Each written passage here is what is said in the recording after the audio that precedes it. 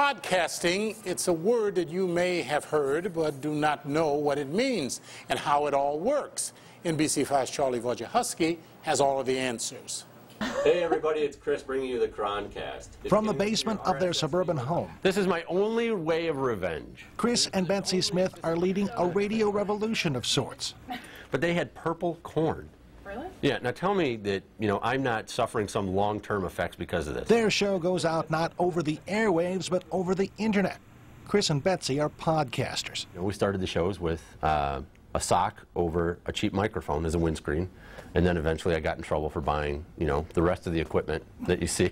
Now, 3 times a week, Chris and Betsy slip off their shoes and slip into the studio to do the Croncast, one of the top 25 shows delivered directly by way of computer to iPods and other portable music devices. And this will be the summer of podcasting. There's no doubt about it. A claim that's hard to argue with if you start looking around for the distinctive white earphones that come with the popular Apple iPod.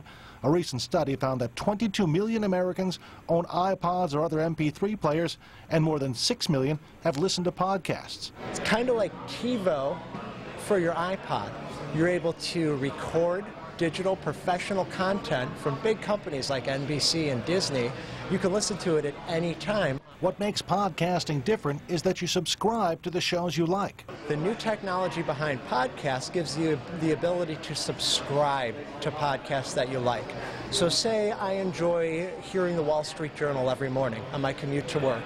I can subscribe to their podcast, and every time I plug in my iPod, that day's news will automatically be sent to it. Even though it's called podcasting, an iPod isn't really necessary. Any portable music player that plays back an MP3 file should be just fine. That means you can use things like a little PDA that plays back MP3s, or even a cell phone if you have the right headphones. So what can you listen to? Almost anything. You can start by looking for shows you like at sites like iPodder.org, podcast.net, and Podcast Alley. The most popular show is a new one called This Week in Tech. We decided to release an extra edition of This Week in Tech due to the big Apple Intel announcement. But other podcasts run the gamut from church shows to bodybuilding. There's even one offering local news about Naperville. Good day, everyone, and welcome to NapervilleCommerce.com. And it doesn't take much to start doing your own podcast. The most important thing to make your own podcast is a microphone and an internet connection.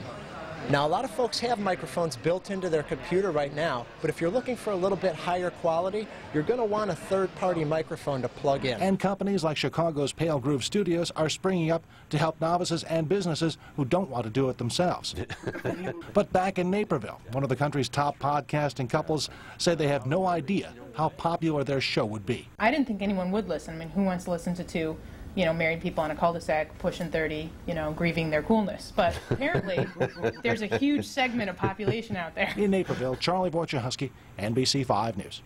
Our thanks to Charlie.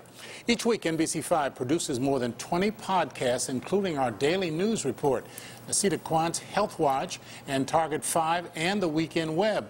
You can check it out on our website at NBC5.com. Just click on the podcast icon on the front page.